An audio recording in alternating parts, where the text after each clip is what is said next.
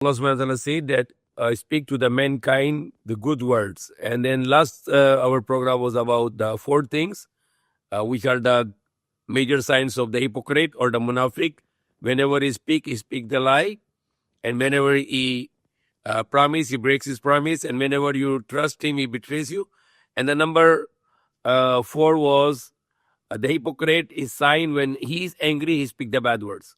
And Allah command in the Quran to the believers, وَقُولُ لِلنَّاسِ حُسْنًا, to speak to the people good words. So it is the command of Allah to speak good words, and it is the command of Shaytan to speak bad words.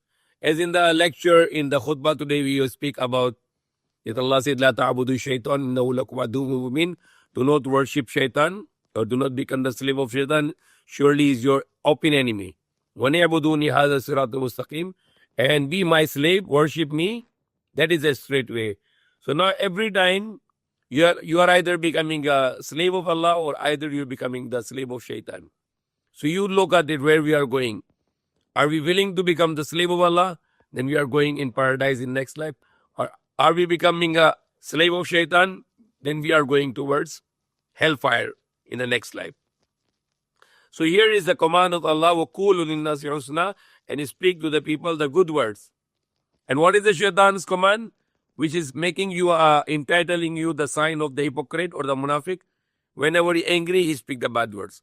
So how much you are angry, whatever the conditions, never speak the bad word. Always control your tongue and not to speak the bad words. Always hold firm your words and not let your words to come out because of anger or because of the situation.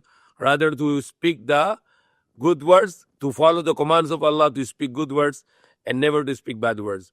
It is opposite to our belief to speaking the bad words, and it is according to our belief to speak the good words.